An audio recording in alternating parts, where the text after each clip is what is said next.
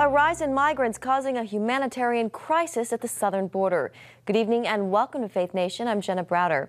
The Biden administration has been repeating a message for migrants. Now is not the time to try to come into the United States. But for some Texas ranchers, that message is not helping. From cars full of migrants barreling through their property to smugglers with weapons. Some rangers say they have had enough. Abigail Robertson traveled to the border to find out what's being done to fix the problem. Here in South Texas, the increasing number crossing the border isn't just affecting law enforcement. Local landowners must also deal daily with uninvited guests trespassing on their property. It just seems to be getting worse and worse. Justin Capadona described to CBN News his experience living in a border town. We've had groups come up into our backyard on the backside and approach us looking for food and water. And he says the groups are getting bigger. I've seen anywhere between 15 and as many as 30 people come out of a vehicle. Many ranchers are also experiencing damage to their personal property, constantly repairing fences and gates that are struck by vehicles fleeing law enforcement, and the property owners are left footing the bill. Well, what ends up happening is you can see the vehicles will be coming down. If they're being chased by Border Patrol or Sheriff or DPS, what happens a lot of times is that at some point they decide that they can't get away, so they'll end up crashing through through the fence.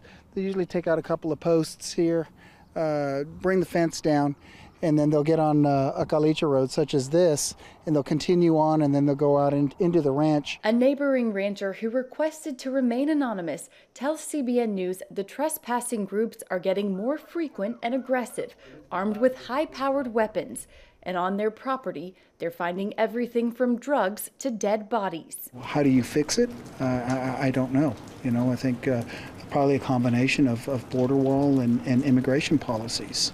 In March, Governor Greg Abbott launched Operation Lone Star, deploying the Texas National Guard and Department of Public Safety to help improve air, ground, and marine security. What DPS is doing is absolutely necessary. The governor is right by trying to do something down here, but it has a ripple effect that causes a negative impact on our communities throughout the state of Texas. Sheriff Roy Boyd is 200 miles from the Rio Grande Valley, and his county still feels the problems at the border. In Goliad County, as we're having stash sites that the cartel is using to store illegal aliens, to strip stolen trucks, to store and to move drugs towards the larger market in Houston. But the resources now addressing immigration issues mean less law enforcement helping local citizens. To be quite frank, the problem that we have with all of the efforts that we're doing right now is none of these efforts are actually designed to win the war that we are facing with our neighboring, country of Mexico and the cartels that reside there. And the added security is expensive. Texas is spending $2.5 million a week just with the highway patrol that's stationed here at the border. In addition to that, we have the National Guard who's here by order of the governor. That's another roughly $2 million a week that we're spending just in helping secure the border. Texas Congressman Michael Cloud recently led a group of representatives to the border to see the crisis firsthand. Just a few months ago, this crisis point was mitigated as a crisis. You're always going to have a little bit of tension at the border, but as the overwhelming crisis that we're seeing now did not exist because of the policies that were put in place by the Trump administration. He warns this isn't just Texas's problem. Now, the Biden solution to the surge at the border has been to transport everyone throughout the U.S. So this issue that we've known here in Texas for a while has been exacerbated, but now is being transported throughout communities throughout Texas. So it's been said that every town is now a border town, and you can see how that's playing out. Cloud argues the answer is simple: return to policies that worked and finish Trump's border wall. Reporting from McAllen, Texas, Abigail Robertson, CBN News. Thousands upon thousands each week. We will break down the numbers of the border surge when Faith Nation returns.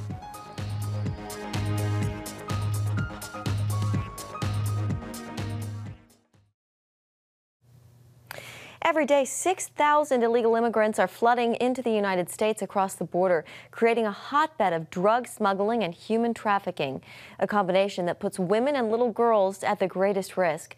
Tara Mergener recently traveled to the Rio Grande Valley and brings us this report. We're in the Rio Grande Valley looking across the river at Mexico. This is the busiest place for illegal immigration in the United States. It's our first visit since the change in administration, and the first time we've been told Border Patrol is not allowed to assist us. But thanks to the help of local law enforcement officials and private citizens, a glimpse at what many believe is a crisis growing out of control.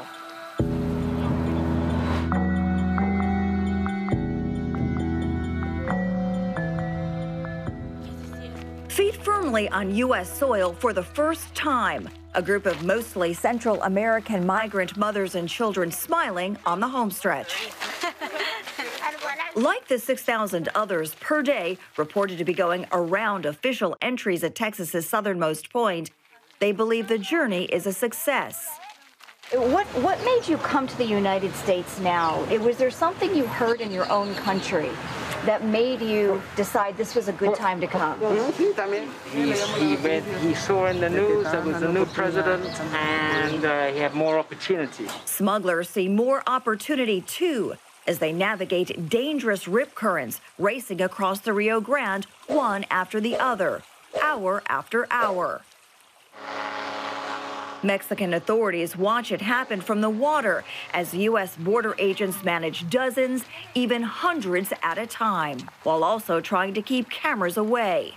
Okay, can you please not interfere in our enforcement? Because this is private property. The government does not own this property, but they're telling us we have to leave right now.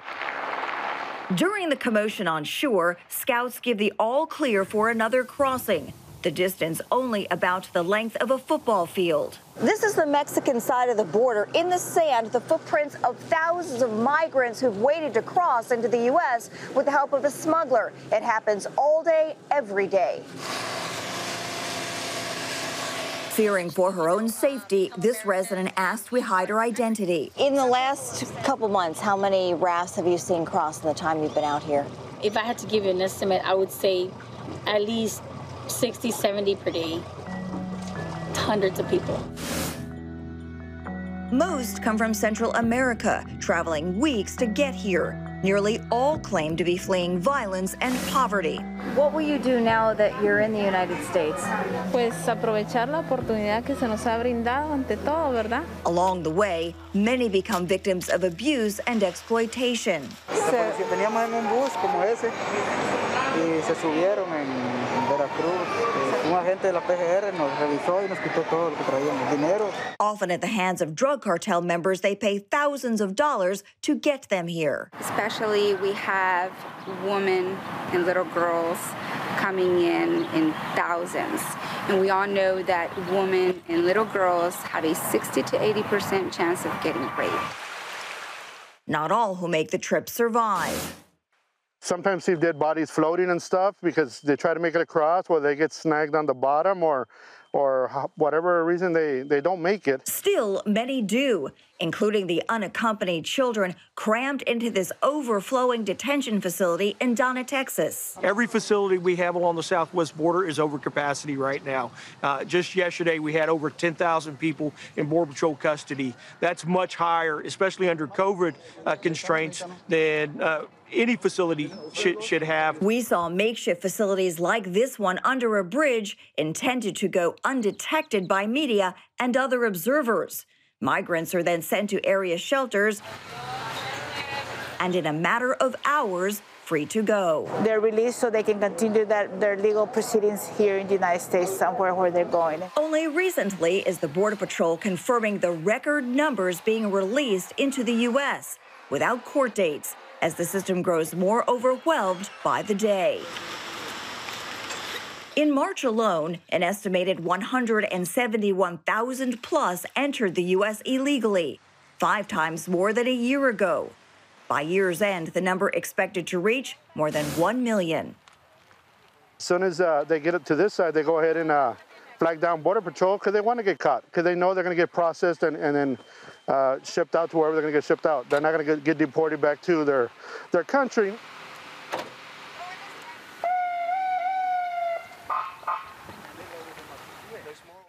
Signs of the migrant surge, like these pans left behind, are obvious on the border.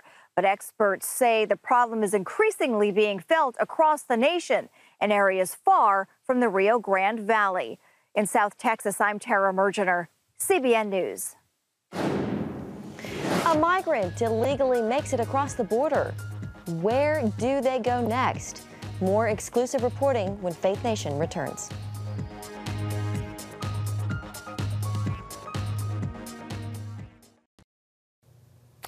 Welcome back. Border Patrol works to stop illegal immigrants from crossing the border into the United States.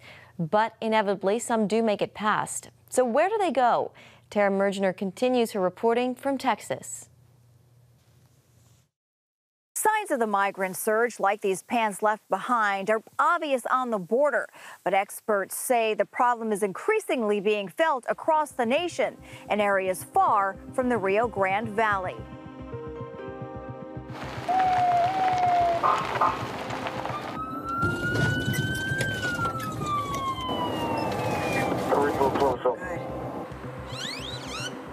Sneaking into Texas's Rio Grande Valley, now by the thousands per day.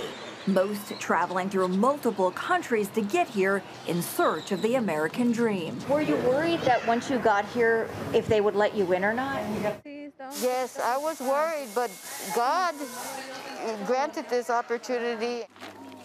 Record numbers taking that same chance, nearly all paying smugglers to get them here, then turning themselves into border agents. And within hours, dropped off by the dozens at area shelters. Bus stations. We supply them with backpacks that'll have water and blankets, masks, a snack pack. And even airports. On our plane to Dallas, migrants packed the flight, some with first-class tickets. Due to the lenient immigration policies now in place, most will never face a judge. Usually you're given a court date and you are supposed to appear, which most don't appear, but at least you're given a court date. Now they're not even given a court date. Once again, we have to begin with the rising cases of coronavirus in the U.S. Not to mention, this is all happening during a pandemic. Forget temperature checks, as Border Patrol only tests migrants with symptoms. Others are checked at pop-up sites like this one at the Brownsville bus station. We saw how those testing positive were placed across the room from others, yet they still boarded buses bound for cities across the U.S., some likely spreading COVID along the way. Organizations like Catholic Charities are also in the middle of the chaos. The difference we saw is that they test hundreds of migrants each for the virus. Anyone testing positive packed into vans and sent to area hotels where they are urged. We'll test them every single day until we see a negative test result. In the meantime, they get cared for, meals and anything they need. But not forced to quarantine. We're in the middle of a pandemic. For so long, we've been told, stay home. Kids cannot go back to school. Keep your business closed. I don't understand what their comprehension is, to allow so many people to come in.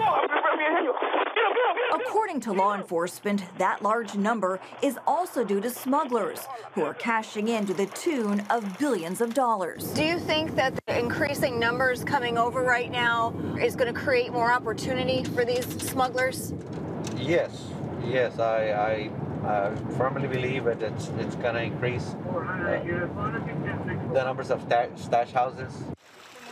The individuals that are crossing the river, they pick them up along the river in a vehicle and bring them to an area such as this one here. Migrants, some kidnapped, others running from the law themselves, are often kept in deplorable conditions as their keepers demand more money to take them deeper into the U.S., often along with drugs. What kind of people hide in stash houses? We've had elderly from male, female with a newborn, children. Until recently, Border Patrol's intel team conducted hundreds of stash house raids per year. But we're told many have been reassigned to caring for the migrants once they cross the border. leaving law enforcement to catch smugglers on the next leg of the journey on the nation's highways and back roads. They try alternative routes. They're always looking to find different routes to smuggle, whether it's humans or narcotics. Hidalgo County constables are among those getting federal money to pay for overtime on border security. That includes traffic stops like this one, where we saw officers suspicious of a speeding car full of young men heading north. This is just one of a number of these stops just in the last, really few minutes. Our deputies, along with Border Patrol, have conducted more than 8 to 10 traffic stops within the last 30 minutes. And obviously, they got one. 9295, Acosta. And as we learned of another disturbing trend, U.S. citizens are increasingly helping migrants evade authorities.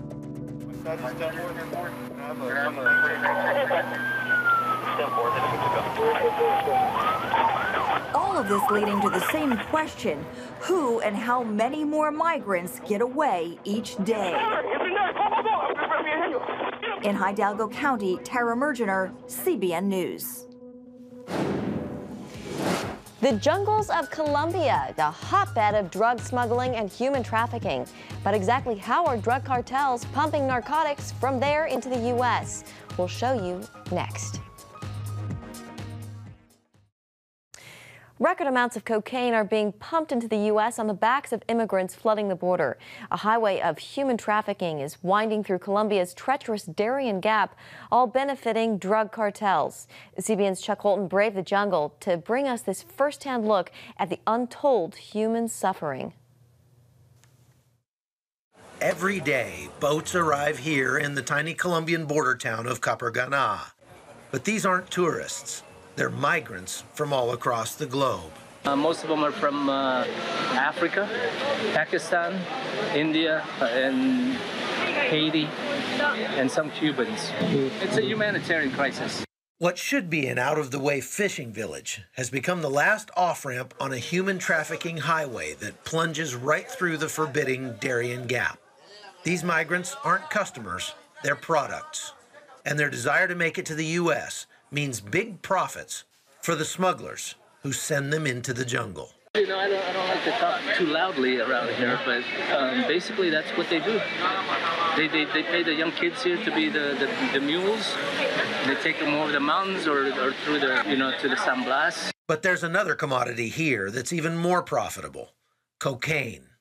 This country has always been the #1 exporter of this illicit drug. But the amount being grown in Colombia today is near an all-time high. With President Uribe, we got as small as 40,000 hectares.